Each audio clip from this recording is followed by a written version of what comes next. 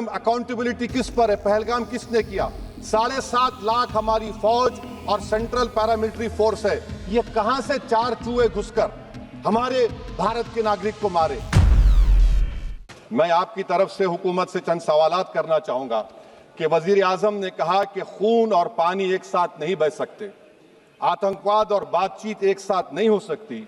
तो मेरा सवाल आपके जरिए से वजीर आजम और हुकूमत से यह है, फिर जिन इंसानों को बैसारा की वादी में मारा गया था, क्या आपका ज़मीर इस बात की इजाजत देता है कि आप ट्रेड बंद कर दिए, पाकिस्तान का एयरक्राफ्ट हमारे एयर स्पेस में नहीं आ सकता, उनकी कश्ती हमारे पानी में नहीं आ सकती, ट्रेड खत्म हो चुका है डायरेक्ट इनडायरेक्टेड, आपका ज़मीर जिंदा क्यों नहीं है? किस सूरत से आप पाकिस्तान से क्रिकेट मैच खेलेंगे जब हम पानी नहीं दे रहे हैं? 80% पानी पाकिस्तान का हम रोक रहे हैं, यह कहकर के पानी और खून नहीं बहेगा, आप क्रिकेट मैच खेलेंगे? मैडम, मेरा ज़मीर तो गवारा नहीं करता कि मैं उस मैच को देखूंगा। क्या इस हुकूमत में इतनी हिम्मत है कि उन 25 मरने वालों को फोन करके कहे कि देखो हमने ऑपरेशन सिंदूर में बदला ले लिया, अब तुम पाकिस्तान का मैच देखो? बड़ी अफसोस की बात है मैडम, अकाउंटेबिलिटी किस पर है? पहलगाम किसने किया? 7.5 लाख हमारी फौज और सेंट्रल पैरामिलिट्री फोर्स है, ये कहां से 4 चूहे घुसकर हमारे भारत के नागरिक को मारे? अकाउंटेबिलिटी किस पर फिक्स होगी? एलजी पर फिक्स होगी तो एलजी को बरतरफ करिए, आईबी पर आती है तो एक्शन लीजिए, पुलिस पर आती है तो एक्शन लीजिए, मगर आप ये समझ रहे हैं कि ऑपरेशन कर दिया और हम खामोश लोग भूल जाएंगे। अकाउंटेबिलिटी फिक्स करना पड़ेगा। मैडम, डिटरेंस आपकी क्या है? आपने सर्जिकल स्ट्राइक किया, आपने बालाकोट किया, फिर ये पहलगाम हुआ, तो आपकी डिटरेंस की पॉलिसी नाकाम साबित हुई, कश्मीर की पॉलिसी नाकाम साबित हुई, 370 हटा दिया आपने एक रियासत को यूटी बना दिया और उसके बावजूद भी दहशतगर्द वहां पर पहुंच गए। तो और अफसोस मुझे इस बात का होता है मैडम कि पाकिस्तान को हम जानते हैं, पाकिस्तान और इजराइल इस पूरी दुनिया में एक फेल्ड स्टेट है, और पाकिस्तान के आर्मी चीफ को, जिससे हमारे स्ट्रेटेजिक रिलेशनशिप, इसको अपना दोस्त कहते हैं, उस देश का प्रेसिडेंट उस शख्स को बुलाकर खाना खिलाता है अपने साथ जिसके भाषण से हमारे लोग मारे गए थे। तो क्या आपकी खर्जा पॉलिसी कामयाब हुई? आप देख लीजिए। अच्छा, हमारे देश में एक ऐसी तंजीम है जिसका वजूद नफरत की बुनियाद पर और मजहबी अज़बियत को फैलाने के लिए बनाया गया, उनको तकलीफ है सेकुलरिज्म से, सोशलिज्म से, मगर हमारे संविधान के प्रियम्बल में लफ्ज सॉवरेन है। सॉवरेन का मतलब यह है कि हम खुद मुख्तार हैं, हम हाकिम आला हैं, हम अपने मुल्क के मुकद्दर का फैसला करेंगे। एक गोरा व्हाइट हाउस में बैठकर भारत की सीज फायर का ऐलान करेगा? यह आपका नेशनलिज्म है?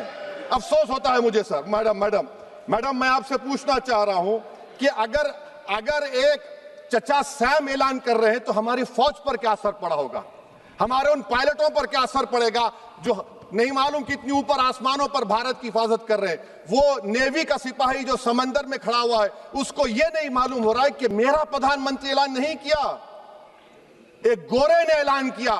बड़ा ये आपके कैसा होगा ये? मैडम, मेरा सवाल हुकूमत से यह भी है कि हम कोई एडवर्सेरियल कंट्री नहीं है अमेरिका के लिए, हम दोस्त हैं, स्ट्रेटेजिक रिलेशनशिप है, क्या क्या एग्रीमेंट हमने साइन नहीं किया, तो क्या ये दोस्ती निभा रहे हैं?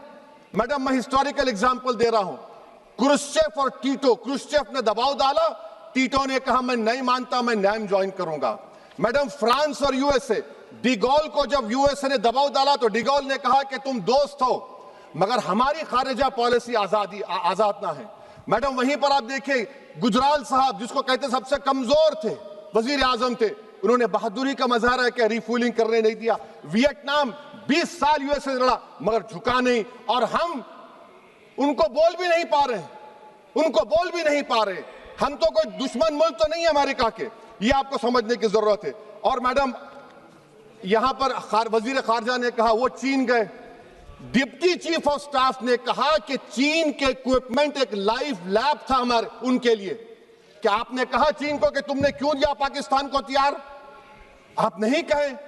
और मैडम, आप जानते हैं कि रक्षा मंत्री ने कहा कि स्विफ्ट एंड प्रोपोर्शनेट, तो फिर जो इंडोनेशिया मिलिट्री अटैचे ने कहा कि हमको कहा गया मत मारो, हम सेल्फ डिफेंस में भी नहीं मार सकते थे पाकिस्तान को।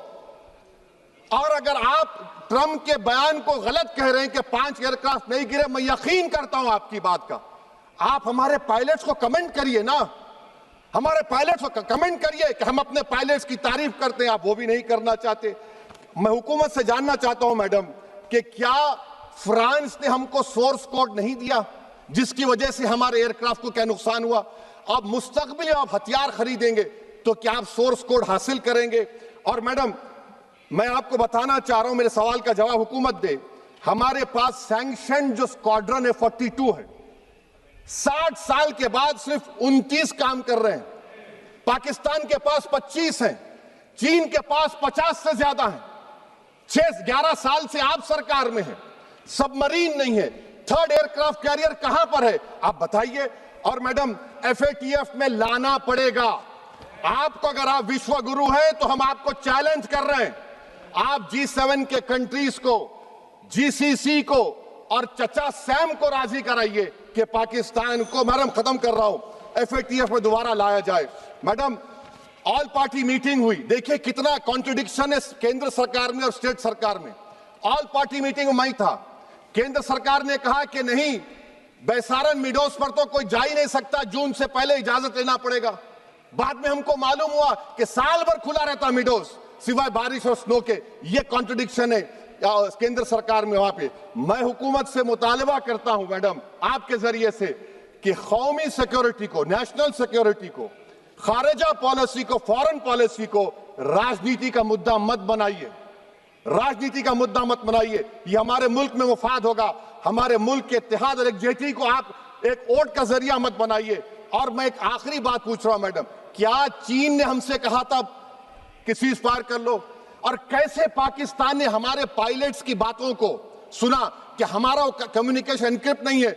मैडम आखिर में मैं अपने शेर से इस अपनी बात को खत्म करूंगा कि अपने ही हाथों से सर अपना कटाना है हमें, मादर हिंद पे भेंट चढ़ाना है हमें, किस तरह मरते हैं एहरार वतन भारत पर, ये तमाशा है जो दुनिया को दिखाना है हमें। ये मैं भारत की उस बहादुर फौज के नाम पे करता हूं, मुसल्ह फौज के नाम पे करता हूं। ये शेर कहने वाला कोई बीजेपी का नहीं था, ये शेर कहने वाले का नाम शेर था, शहीद अशफाकुल्लाह। मैं फिर से हुकूमत से कह रहा हूं, पाकिस्तान टेररिज्म करेगा, आप तैयार हो जाइए। आप चीन से मोहब्बत, कितना इम्बैलेंस हुआ ट्रेड का, कितना इम्बैलेंस हो रहा है चीन से।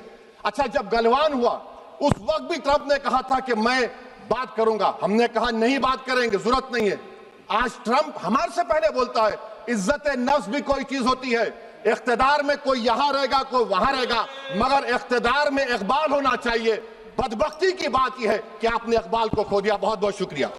अगर आप ये वीडियो YouTube पर देख रहे हैं तो हमारे चैनल को सब्सक्राइब कर बेल आइकन दबाएं, और Facebook पर देख रहे हैं तो हमारे पेज को लाइक करें।